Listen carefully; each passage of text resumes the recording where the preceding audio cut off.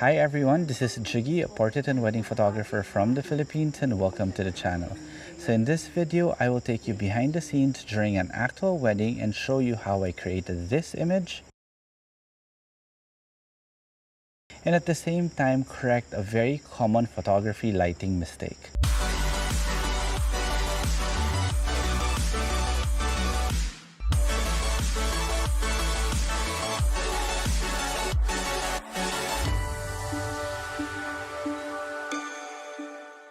So before anything else, if you guys haven't subscribed to the channel, now is the perfect time to do so, because once again, I'm giving away a beautiful backdrop from Kate Backdrop. This is a dual-sided collapsible backdrop that's non-reflective, and the best thing about this giveaway is I will make the winner choose the design that they actually like. So let's get on to this video. Alright, so I'm gonna do something. I'm gonna be taking two exposures. Two shots actually, one with light and one without, because as you can see in the scene here, if you can pan, it's going to be a wide scene and we're shooting from below, and the problem is we have no place where to put the light, but I want the light coming from this direction. Okay, so that is a very common photography mistake that I normally see, especially for beginner off-camera flash photographers. They never consider the direction of the ambient light, therefore they just put the light wherever it is that they want to put it.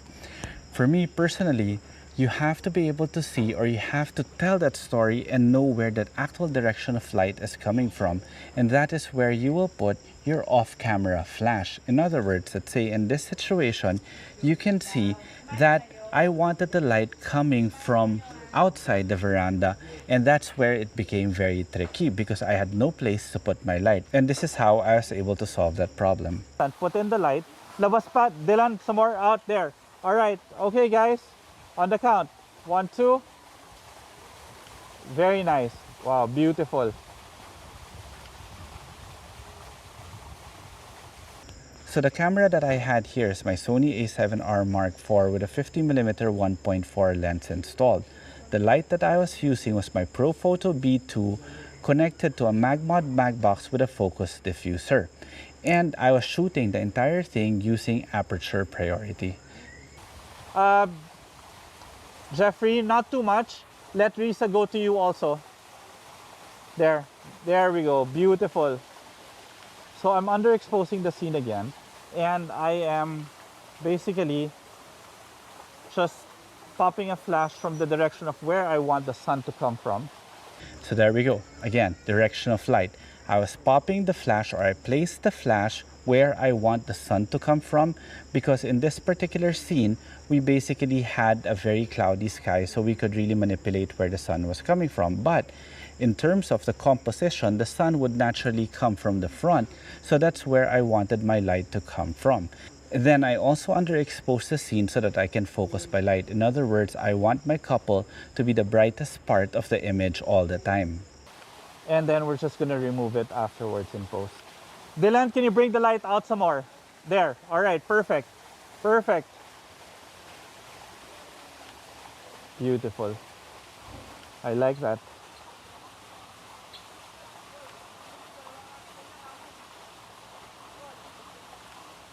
Okay, then I won't move. Dylan, remove the light. So basically, in order for me to put the light in the direction in which I want it to come from, I had to include it in the image itself. So now I am taking a secondary shot without the light so that I can blend it in post, which I will show you after I discuss this video. Okay, get out of there, get out of there. Some more, some more, some more, some more, some more, some more. There we go. All right, so then afterwards, I will just blend that in Photoshop and I'll show you guys how. Okay, so that took less than about 2 minutes. Basically, the entire shoot was about 5. I had to cut some parts here so that you guys don't get bored. But basically, we got that layout in about 5 minutes, and I'm gonna show you now how I process that image. So my primary raw conversion software is Capture One 21, and I have both images here that I've chosen, one with light and one without. So my initial edit will be on the background layer. I basically just increased my exposure by 0.8, and I adjusted my brightness to about 16, and I saturated the image a bit.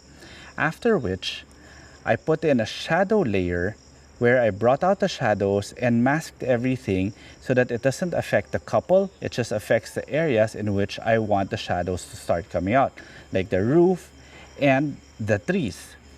After which I created another layer just specifically just for the trees because I wanted this part brighter, because I am a lover of greens and I really like the way the light hits this particular area here. And then I have another layer here specifically for the couple in which I reduce the contrast.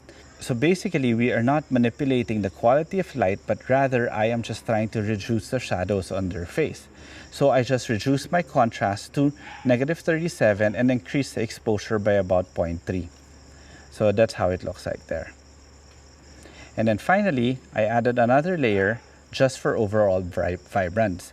Now, remember I told you that I will take a secondary photo without the light. So here's the light here, and this secondary photo has no light. The most essential thing is that we copy all the adjustments and we apply the adjustments to that particular image so that it looks exactly the same when we bring it to Photoshop, which we are going to do now.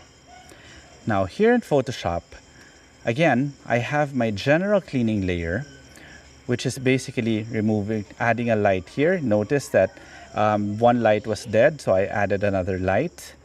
I just copied one from here and cleaned up some things here, and this one we will clean up later.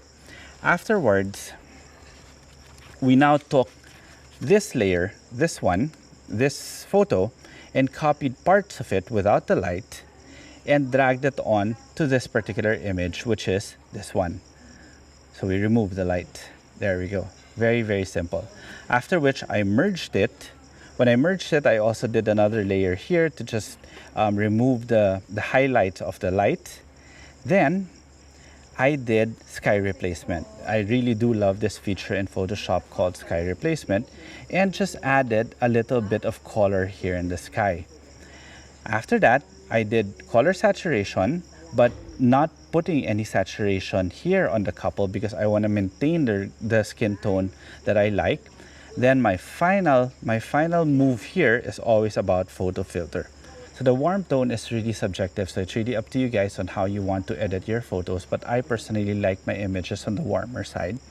So once everything is done, I just merge everything and then play my action set, do some contrast sharpening. But basically the contrast sharpening will just be on the subject. So I will mask everything there and just make them pop.